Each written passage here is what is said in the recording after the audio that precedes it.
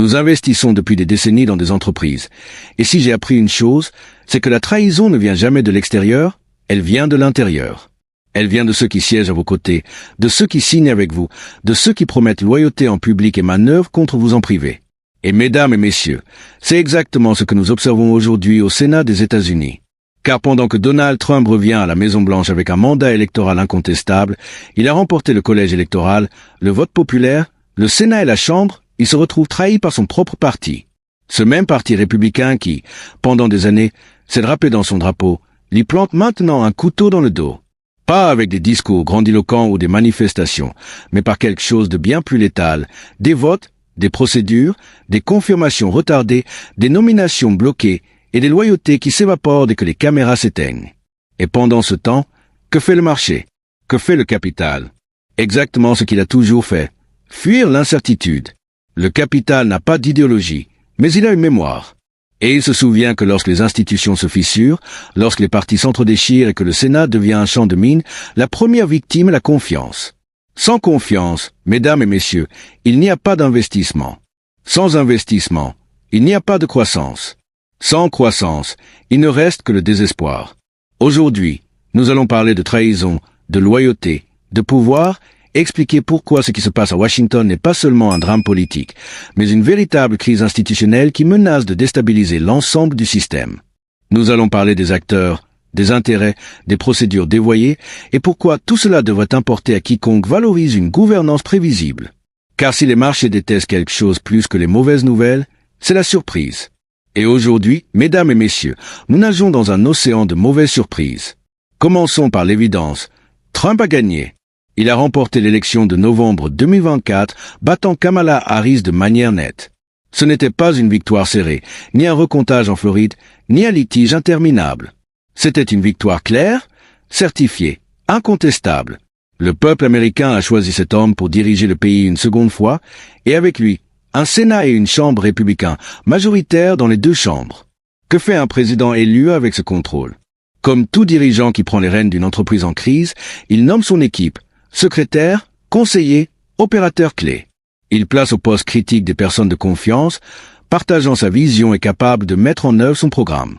C'est du management de base, du bon sens, ce que l'on attend. C'est ici que commence la trahison. Plusieurs nominations cruciales et non des postes cérémoniels sont bloquées. Pas par les démocrates, ce qui serait logique et prévisible, mais par des républicains, par des sénateurs qui devraient être de son côté. Qui sont ces acteurs? Citons quelques noms. Susan Collins, sénatrice du Maine, modérée et permanente, toujours prête à se distancier quand les choses se compliquent. Lisa Murkowski, d'Alaska, une républicaine indépendante qui vote souvent avec les démocrates. Mitt Romney, dont l'influence anti-Trump perdure malgré sa retraite. Et d'autres sénateurs moins visibles, tout aussi dangereux, qui promettent loyauté en privé mais votent contre au moment décisif. Ces sénateurs freinent, questionnent, retardent les nominations, prétendant que certains candidats manquent d'expérience ou présentent des risques. Mais à Washington, plus d'examen signifie souvent blocage, controversé, veut dire je n'aime pas, et risque signifie je ne veux pas que cette personne ait le pouvoir. Ils ne défendent pas de principes élevés ni ne protègent la République. Ils protègent leur pouvoir, leur influence, leur narrative. Car un Trump qui contrôle son cabinet et exécute son programme sans friction est un Trump qui n'a pas besoin d'eux. Et c'est cela qu'ils craignent le plus. Quels postes sont concernés? Nous parlons de positions stratégiques, sécurité nationale, économie, justice. Chaque jour de vide est un jour de vulnérabilité. Exemple, le département de la Défense. Trump y a nommé une personnalité controversée mais compétente, loyale, connaissant l'environnement géopolitique. La réponse du Sénat, audition interminable, questions piégées, fuite dans la presse. Résultat, un secrétaire par intérim, un vide de leadership, un signe de faiblesse pour la Chine, la Russie et l'Iran. Autre exemple, le département de la justice. Trump souhaite y placer quelqu'un capable de nettoyer la maison et d'enquêter sur les enquêtes en cours. Le Sénat répond par plus de délais et d'alliances entre républicains tièdes et démocrates agressifs. Le département fonctionne donc en mode survie, sans direction claire. Chaque poste critique devient un champ de bataille. Chaque nomination, une épreuve. Le temps s'écoule. Un gouvernement qui ne peut pas gouverner, qui ne peut pas nommer ses équipes, est paralysé. Et un gouvernement paralysé est un gouvernement faible, une invitation au chaos. Pourquoi ces sénateurs trahissent-ils leur propre président? Parce que c'est bien de cela qu'il s'agit. Trahison, pas de la dissidence, pas un débat sain. La trahison a toujours des motifs. Premier motif, l'ego. Beaucoup de ces sénateurs sont à Washington depuis des décennies avec leur propre fief et réseau. Trump est un outsider qui ne suit pas les règles établies. Et cet outsider est maintenant président. Deuxième motif, la peur. Peur des médias, peur de la perte des financements, peur de perdre l'influence des lobbies historiques. À Washington, le pouvoir ne dépend pas seulement des votes, mais de l'argent, des connexions et des relations entre Sénat, commissions et conseils d'administration. C'est le cancer du système. Troisième effet, le marché.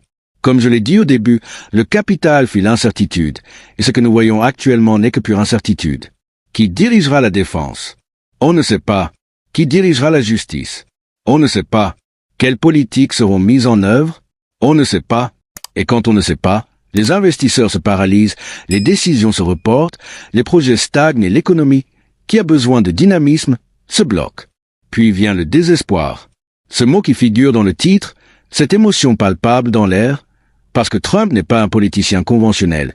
Il n'accepte pas la défaite avec grâce, il ne négocie pas en silence. Lorsqu'il est acculé, lorsqu'il est trahi, il réagit, et cette réaction peut être imprévisible. Que fait un président incapable de confirmer son cabinet? Il peut recourir à des nominations temporaires, à des secrétaires par intérim opérant sans confirmation du Sénat. C'est légal, dans ses prérogatives, mais c'est un signe de faiblesse. C'est admettre qu'il ne contrôle pas son propre parti. Que peut-il faire d'autre? Il peut s'adresser directement au peuple, utiliser ses rassemblements, ses réseaux sociaux, sa base électorale pour faire pression sur les sénateurs traîtres. Menacer de soutenir des rivaux lors des primaires. Transformer chaque vote contre lui en une affaire publique de déloyauté. Cela fracture encore davantage le parti. Et si cela ne suffit pas, le désespoir peut se transformer en action unilatérale, ordonnance exécutive, décret, mesure flirtant avec les limites constitutionnelles. Car un président désespéré est un président dangereux, non pour le peuple, mais pour l'équilibre institutionnel. Quand les institutions échouent, quand les procédures sont bloquées, la tentation de les contourner est toujours présente. Voici une analogie utile. Imaginez une entreprise qui vient de nommer un nouveau directeur général, promettant restructuration, réduction des coûts et changement de culture. Le conseil d'administration l'a choisi, les actionnaires ont approuvé. Tout semble en ordre. Mais dès que le directeur commence à nommer son équipe de direction, certains membres du conseil bloquent. On n'aime pas le directeur financier. On ne fait pas confiance au directeur des opérations. Pendant ce temps, l'entreprise perd de l'argent, les concurrents progressent, les clients s'en vont. Que se passe-t-il? Le directeur finit par comprendre que le problème n'est pas son équipe, mais le conseil lui-même. Et là, la guerre ouverte commence. Cette guerre, mesdames et messieurs, l'appellent les actionnaires, les employés, tout l'écosystème. C'est exactement ce qui se passe aujourd'hui. Les États-Unis sont cette entreprise, Trump est le directeur général, le Sénat est ce conseil dysfonctionnel. Et les citoyens, ceux qui travaillent, paient des impôts, font confiance au système, sont les actionnaires qui vont en subir les conséquences. Ne soyons pas naïfs, ce n'est pas nouveau. La trahison interne au sein des partis politiques est aussi vieille que la politique elle-même. Les républicains ont trahi Herbert Hoover pendant la Grande Dépression. Les démocrates ont trahi Jimmy Carter en 1980. Le Parti travailliste britannique a renversé Tony Blair après la guerre en Irak et le centre-droit français a détruit Nicolas Sarkozy. L'histoire regorge de dirigeants élus sabotés par leur propre camp. Mais ce qui rend cette période unique, c'est le contexte. Nous vivons une ère de fragilité institutionnelle extrême. La confiance dans le Congrès est au plus bas historique. Certains chiffres la placent sous les 20%. La polarisation est brutale, les réseaux sociaux amplifient chaque conflit, et nous faisons face à de sérieuses menaces externes. La Chine qui s'affirme, la Russie défiant, le Moyen-Orient en feu, une économie mondiale fragile après la pandémie et l'inflation. Ce n'est pas le moment pour des jeux de pouvoir, pour des égos blessés ou pour des trahisons calculées. C'est le moment d'exécuter, de diriger, de maintenir la cohésion, car le monde n'attendra pas que Washington résolve ses drames internes. Si les États-Unis ne prennent pas la tête, d'autres le feront. Alors, que faire? Que doit faire Trump? Que doivent faire les sénateurs? Que devons-nous exiger en tant que citoyens? Clarté procédurale. Chaque nomination doit bénéficier d'une audience juste, rapide et transparente. Plus de retard tactique, plus de fuites destinées à détruire des réputations. Si un candidat n'est pas apte, qu'il soit rejeté immédiatement, mais qu'on ne le laisse pas dans un limbe interminable, le limbe n'est pas la justice, c'est la torture. Reddition de comptes, les sénateurs qui votent contre leur propre président doivent justifier leur choix avec des faits et des raisons précises. Et si leurs motifs sont politiques, qu'ils l'assument, car l'électorat a le droit de savoir qui les a trahis et pourquoi. Alternative. Si une nomination est rejetée, Trump doit présenter un autre candidat immédiatement, sans drame, sans victimisation, avec professionnalisme. Gouverner exige un cabinet fonctionnel, pas gagner des batailles médiatiques. Pression depuis la base. Les citoyens doivent se faire entendre, contacter leurs sénateurs, exiger des actions et rappeler que leur rôle est de servir, pas d'obstruer. Si le peuple reste silencieux, l'establishment l'emporte toujours. Mais allons plus loin. Ce conflit, cette trahison, ce désespoir ne concerne pas seulement Trump, il concerne l'avenir du système. Les institutions américaines peuvent-elles fonctionner au XXI siècle? Le populisme et l'establishment peuvent-ils coexister, ou l'un doit-il détruire l'autre? C'est la question fondamentale de notre époque. Ce que nous voyons n'est pas une anomalie, mais une tendance. De Brexit à Meloni en Italie, de May en Argentine à Wilders aux Pays-Bas, les électeurs du monde entier choisissent des outsiders, rejettent l'establishment et constatent une réponse répétitive. Blocage, sabotage, trahison, non pas par des arguments mais par des procédures et des guerres d'usure. Et ce problème n'est pas soutenable. Si les votes ne comptent pas, si gagner des élections ne suffit pas pour gouverner, si les institutions deviennent des obstacles plutôt que des outils, alors le contrat social se brise. Et quand le contrat social se brise, l'avenir devient imprévisible. Réforme, révolution ou effondrement. La responsabilité historique est énorme. Trump, les sénateurs, les démocrates, la presse, tous seront jugés sur leurs actions, pas sur leurs discours. Si Trump surmonte cette trahison, forme son gouvernement et exécute son programme, il sera reconnu comme celui qui a tenu tête à l'establishment. Mais s'il cède au désespoir ou dépasse ses pouvoirs, il sera celui qui a brisé le système. Si les sénateurs républicains parviennent à trouver un équilibre, à canaliser leurs préoccupations sans bloquer le gouvernement, ils seront vus comme des hommes d'État. Sinon, l'histoire retiendra leur trahison. Et elle ne pardonne pas. Si les citoyens restent vigilants, exigent transparence et sanctionnent l'obstruction, la démocratie survivra. Mais si vous vous laissez tromper, si vous acceptez des récits préfabriqués, si vous permettez au spectacle de remplacer le fond, alors la démocratie deviendra une farce. Soyons clairs. Ce n'est pas de l'alarmisme, c'est du réalisme. J'ai vu des entreprises s'effondrer pour moins que ça. J'ai vu des conseils d'administration dévorer des directeurs généraux par ego blessé. J'ai vu des organisations entières se paralyser parce que les acteurs qui préféraient saboter plutôt que collaborer. Dans tous ces cas, le résultat est le même. Perte de valeur, destruction de la confiance, opportunité manquée. Et les États-Unis, mesdames et messieurs, ne sont pas n'importe quelle entreprise. C'est le plus grand marché du monde. C'est la monnaie de réserve mondiale. C'est le garant de l'ordre international. Quand Washington est en crise, le monde tremble. Les obligations du Trésor deviennent volatiles, les marchés émergents souffrent, les chaînes d'approvisionnement se tendent, la géopolitique se déstabilise. Ce n'est pas qu'un problème américain, c'est un problème global. Et c'est pour toutes ces raisons que cette trahison ne peut être tolérée, ne peut être normalisée, ne peut devenir une pratique politique comme d'habitude, parce que ce n'est pas le cas. C'est exceptionnel, c'est dangereux, et cela exige une réponse exceptionnelle. Alors, que doit-on attendre dans les semaines à venir? Le temps presse. Chaque jour sans un cabinet confirmé est un jour de faiblesse. Chaque audience qui s'éternise est un signe de dysfonctionnement. Chaque vote contre est un nouveau coup de poignard. Attendez-vous à ce que Trump réagisse. Attendez-vous à ce qu'il utilise tous les moyens à sa disposition. Ordres exécutifs, nominations temporaires, pression publique, menaces envers les sénateurs tièdes. Attendez-vous à ce qu'il transforme cette situation en guerre ouverte, car pour lui, ce n'est pas de la politique, c'est une question de survie. Attendez-vous à ce que les médias amplifient chaque mouvement, chaque geste, chaque déclaration. Attendez-vous à des titres conçus pour effrayer, polariser, transformer chaque décision en crise existentielle. C'est ce qui attire l'attention, ce qui génère des clics, ce qui maintient le spectacle. Attendez-vous à ce que les démocrates exploitent chaque fissure républicaine, offrent des concessions superficielles en échange de votes cruciaux, jouent le jeu long, sachant que chaque jour de chaos affaiblit Trump et renforce leurs chances pour 2026 et 2028. Espérons aussi que certains sénateurs républicains se rappellent pourquoi ils sont là. Qu'ils se souviennent qu'ils ont été élus par des électeurs ayant voté pour Trump. Que leur carrière dépend de cette base électorale, pas des applaudissements des grandes chaînes d'information. Que la loyauté, même passée de mode, reste une vertu et qu'ils agissent en conséquence. Car, À la fin, mesdames et messieurs, il ne s'agit pas de Trump. Il s'agit de savoir si les institutions répondent à la volonté populaire ou la bloquent. Il s'agit de savoir si un président élu peut gouverner ou sera systématiquement sabordé. Il s'agit de savoir si la démocratie fonctionne ou si ce n'est que du théâtre.